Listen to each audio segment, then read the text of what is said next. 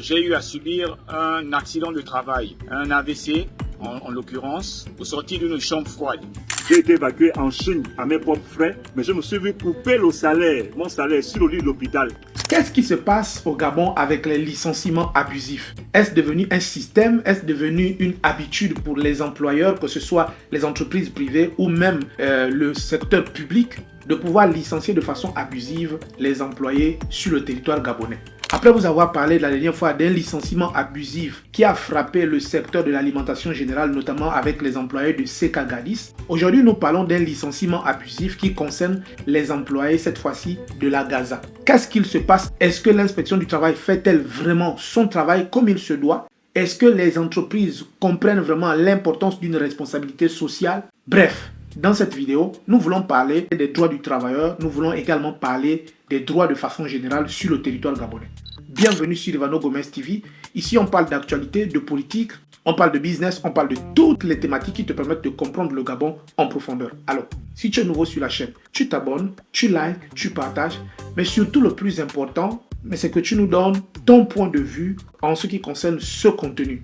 Alors, nous avons remarqué que 80% ne s'abonnent pas. Donc, j'aimerais s'il vous plaît que vous preniez le temps de vous abonner parce que plus vous vous abonnez, plus vous nous donnez de la visibilité et plus ça nous encourage à aller vous chercher de très bonnes informations parce que oui, l'information est un droit. Sauf que sur le territoire gabonais, parfois nous n'avons pas accès à une information de qualité, surtout en ce qui concerne les véritables problèmes que les Gabonais traversent au quotidien. Ce dont nous parlons ici sur notre chaîne, vous ne verrez jamais les médias nationaux en parler. Enfin, s'ils en parlent, c'est de façon survolée. Voilà, donc nous ici, nous évoquons vraiment des sujets qui sont des sujets importants pour les Gabonais. Donc je vous demande de vous abonner, de partager, vraiment de liker, mais surtout de nous laisser un commentaire. Encouragez-nous, de toute façon, dites quelque chose. Voilà, donc sans plus tarder, nous allons commencer notre vidéo.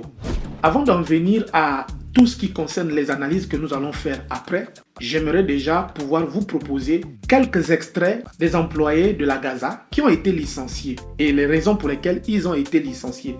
Donc c'est un élément de vidéo qui a été recueilli sur Facebook et donc je vous demande vraiment d'être très attentif parce que il ne s'agit pas ici seulement de vous transmettre des vidéos mais vraiment d'expliquer les situations en profondeur, mais surtout d'interpeller les pouvoirs publics afin de vraiment résoudre en profondeur les problèmes qui touchent aujourd'hui à la dignité des Gabonais. Alors, vraiment, ne soyez pas indifférents s'il vous plaît, partagez massivement, parce qu'il en va de l'avenir social d'un certain nombre de Gabonais qui aujourd'hui subissent vraiment des spoliations. Et c'est la même chose, je vous demanderai de partager, de liker encore plus la vidéo qui concerne les employés de Seka Gadis. Vraiment partagez massivement parce qu'il s'agit ici non seulement de l'avenir de ces pères et mères de famille, mais aussi de notre avenir et celui de nos enfants. Parce que nous soyons concernés ou pas de près ou de loin, la réalité c'est qu'au final, ce sont des Gabonais et donc ça peut frapper n'importe qui. Ne prenez pas cette habitude de vous sentir concerné seulement lorsque ça vous touche directement. Tout ce qui touche à un Gabonais touche à tous les Gabonais. Alors sans plus tarder, je vous laisse regarder l'élément.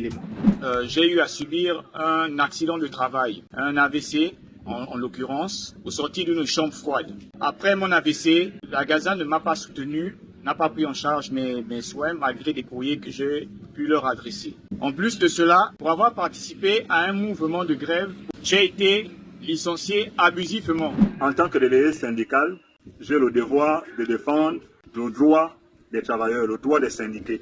Il est inconcevable pour moi qu'en 5e République, on puisse encore licencier des gens de façon abusive. Je vous montre ici la sommation interpellative adressée au directeur général de la Gaza. L'huissier de justice voulait comprendre les raisons qui l'ont poussé à licencier abusivement des collègues. Il répond ici en disant que lui-même reconnaît n'avoir pas respecté la procédure de licenciement pour des raisons économiques.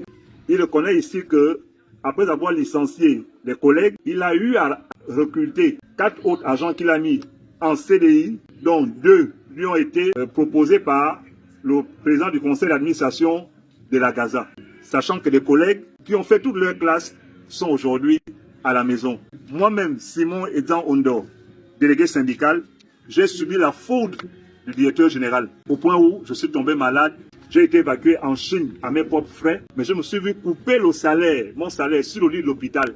Alors, après avoir regardé ces éléments, une seule chose me vient à l'esprit. En fait, sur le territoire gabonais, on a l'impression que les travailleurs doivent simplement se contenter de travailler et qu'ils n'ont pas de droit, ils n'ont pas à revendiquer quoi que ce soit et que même lorsqu'il s'avère qu'ils subissent des accidents au travail, ils doivent se débrouiller eux-mêmes. Et ça, c'est un véritable problème parce qu'il vient relever un élément très important qui est celui de la RSE, la responsabilité sociale des entreprises. Vous devez savoir que lorsque vous travaillez pour une entreprise, cette entreprise a des engagements vis-à-vis de tous ses employés. C'est-à-dire qu'il ne suffit pas seulement de payer un salaire, mais il suffit de prendre en charge aussi la santé, que ce soit physique, psychologique et mentale de ces travailleurs. Et donc à cet égard-là, l'entreprise, au-delà des salaires, l'entreprise a ce devoir de pouvoir verser des prestations sociales. L'entreprise a également ce devoir de pouvoir suivre la santé de ses employés, surtout lorsqu'il s'agit d'un accident au travail. Un accident au travail est un accident qui est normalement pris en charge entièrement par l'entreprise. Il arrive parfois que les entreprises connaissent un certain nombre d'activités. Le cas de la Gaza, par exemple, il y a des activités dans des espaces frigorifiés, il y a des activités dans toutes sortes d'endroits où il s'agit de contrôler la qualité et même un certain nombre de critères d'évaluation qui permettent de juger du caractère comestible ou même du caractère sain d'un certain nombre de denrées, que ce soit des denrées alimentaires ou quelque autre type de denrées qui sont soumis aux Gabonais sur l'espace public dans le rayon d'activité de la Gaza. Donc vous comprenez que la Gaza a vraiment une grosse responsabilité, ce qui fait que la Gaza en tant qu'agence, elle a vraiment un ensemble d'activités sur le territoire gabonais. Et le cas ici du monsieur qui parle du fait qu'il ait subi un accident sur un espace de travail, effectivement il sortait d'une chambre froide. Et vous savez que dans les chambres froides, il y a souvent un certain type de conditionnement. Et donc, je suis sûr que ce monsieur a dû subir un choc thermique. Et après avoir subi ce choc thermique-là, il a donc connu un AVC. Mais sauf que cet AVC, normalement, devait être pris entièrement. Les frais, depuis le début jusqu'à la fin de ses soins, devaient être pris entièrement en charge par la Gaza. Je pense que je prendrai le temps de contacter ce monsieur, vu qu'il a laissé son contact, pour pouvoir échanger avec lui, afin de connaître vraiment son histoire et peut-être de vous proposer un deuxième contenu. Alors, pour ceux qui ont regardé mes premières vidéos, que ce soit la vidéo que j'ai faite sur les agents de CK-Gadis, la première et la deuxième vidéo, vous allez remarquer que j'avais déjà mentionné le fait qu'on a un véritable problème quant au traitement des employés par les employeurs gabonais. Que ce soit les entreprises privées, que ce soit même le secteur public. Les personnes qui sont hautement placées dans la hiérarchie des grades au sein des entreprises se prennent souvent pour des dieux. Et c'est le cas ici notamment pour le directeur général de la Gaza, qui est aujourd'hui dénoncé par plusieurs de ses ex-collaborateurs ou des anciens employés de la Gaza. Il s'avère qu'il y a une sorte d'impunité dans l'exercice des fonctions des directeurs généraux. Mais surtout, il y a une forme de spoliation qui s'exprime clairement. Et à ce sujet, le directeur général de la Gaza a été interpellé par plusieurs activistes sur les réseaux sociaux qui ont notamment dévoilé au grand jour un certain nombre de choses. Et on se dit bien que ces choses-là ont été forcément envoyées à ces activistes par les personnes qui travaillent même dans la boîte de la Gaza. Et des allégations graves ont été faites, des déclarations graves ont été faites sur la place publique. Et lorsque le directeur général de la Gaza est venu, il n'a donné aucune garantie qui montre que tout ce qui a été déclaré, tout ce qui a été publié est totalement faux. Il a simplement fait des déclarations lui aussi à son tour, mais à aucun moment ces déclarations ne viennent vraiment consolider un propos qui consiste à déconstruire ou à démonter complètement les arguments qui ont été mis sur la place publique. Et donc vous comprenez avec moi qu'il y a un véritable problème aujourd'hui au sein même de la Gaza. Qu'est-ce qu'il se passe au sein de la Gaza? Et ça, c'est une question qu'il est important de se poser lorsqu'on voit qu'il y a des employés qui ont fait toute leur classe au sein de la Gaza, mais qui se retrouvent virés sans autre forme de procès. Ils se retrouvent rejetés, ils se retrouvent obligés de pouvoir chercher autre chose. Mais tout en ayant été spoliés, pour la plupart après souvent un accident de travail. Un accident de travail qui n'a pas souvent été pris en charge par la Gaza. Et ces employés-là, aujourd'hui, sans salaire, sans avenir, sans espoir même de recouvrer leurs droits, se retrouvent complètement ahuris et n'ont d'autre recours que les réseaux sociaux pour pouvoir s'exprimer et dire ce qu'il se passe réellement dans le conflit qui les oppose aujourd'hui à la Gaza. Et je tiens vraiment à interpeller les Gabonais, la jeunesse gabonaise en particulier, et dire que ces problèmes ne concernent pas que les autres, ils nous concernent tous. Et donc, on devrait pouvoir partager massivement pour permettre à la justice de faire vraiment son travail. Parce que oui, aujourd'hui apparemment, lorsque les instances judiciaires sont interpellées directement par les travailleurs, parfois ça ne marche pas. Il faut que la population, ou plutôt la chose soit mise sur la place publique et que désormais les autorités se sentent obligées de réagir. Parce qu'en fait, en réalité, lorsqu'il s'agit des problèmes internes d'une entreprise, on ne devait pas pouvoir venir les exposer sur la place publique. Mais qu'est-ce qui oblige les gens à venir exposer cela sur la place publique? C'est bien évidemment le laxisme, la latence et le silence parfois des autorités judiciaires et même des inspecteurs du travail quand les travailleurs se mettent à dénoncer ce qui est considéré comme étant une véritable spoliation de leurs droits fondamentaux.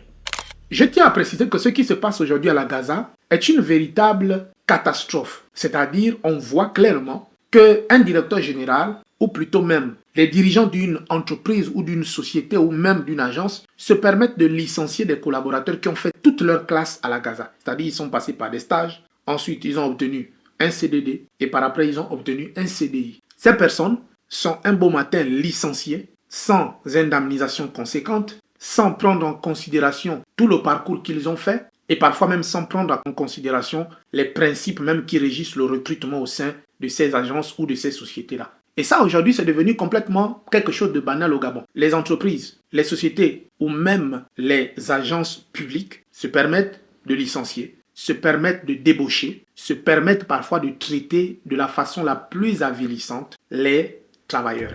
Je tiens à préciser que personne d'entre nous n'a le monopole du Gabon. Qu'on soit directeur général, qu'on soit ministre, qu'on soit président de la République, on est tout de même citoyen au même titre que tout le monde. Et à cet égard-là, la loi devait pouvoir faire son travail comme il se doit. Mais malheureusement pour nous, nous n'aurons que les réseaux sociaux pour nous battre. En fait, la réalité, c'est qu'on n'est pas censé exposer ces choses sur les réseaux sociaux. Mais pourquoi on le fait? Mais parce que, en fait, à un moment donné, c'est le seul recours. Que voulez-vous que les gens fassent si, après avoir interpellé les entreprises, après avoir interpellé les pouvoirs publics de façon écrite ou par courrier, ou même quelquefois par demande d'audience, il n'y a pas une suite favorable? Les gens n'ont plus que les réseaux sociaux sur lesquels ils peuvent se déverser pour pouvoir soumettre leurs problèmes, afin que ces problèmes soient connus du grand public et que peut-être la main soit forcée aux autorités de pouvoir réagir, que ce soit les autorités judiciaires, que ce soit même les autorités administratives. Et donc à cet égard-là, je tiens vraiment à interpeller chaque Gabonais pour leur dire que ce que vous voyez qui est en train de se dérouler, que ce soit dans le cas de Seka Garis qui a licencié près de 200 de ses employés du jour au lendemain, sans autre forme de procès, en toute impunité et surtout dans une totale spoliation de leurs droits. C'est la même chose qui se passe à la Gaza. C'est la même chose qui se passe finalement dans les petites entreprises privées qui sont tenues par des Chinois, par des Libanais et j'en passe. Bref, le Gabonais est considéré comme étant quelqu'un sur qui on peut cracher, sur qui on peut marcher. Et puis, voilà, rien ne se passe. Je tiens donc à demander à chacun d'entre vous de partager massivement. Ne soyons pas indifférents face à une situation qui arrive à un Gabonais. Parce que nous n'avons pas d'autre pays que le Gabon. Et c'est pour cela que je vous demande de partager massivement afin que les droits de ces travailleurs de la Gaza soient réellement respectés. Et très prochainement, si cela se passe bien, je vais essayer de contacter ces messieurs. S'ils ont le courage de pouvoir interagir avec moi, je prendrai certainement la peine d'avoir un live avec eux pour pouvoir les emmener à s'exprimer publiquement sur le sujet qui concerne leurs droits. Alors c'est tout pour cette vidéo. Je vous invite donc à partager massivement, likons et surtout laissons un commentaire pour encourager le travail que nous faisons et pour nous permettre d'aller encore plus loin parce qu'en tant que médias indépendants, nous avons besoin de plus de financement, de plus de moyens pour pouvoir aller sur le terrain, pour pouvoir faire un travail beaucoup plus immersif sur le terrain. Alors c'est tout pour cette vidéo. Je vous dis merci pour le partage, merci pour tout. À très bientôt, c'était Livano Mabika. Ciao.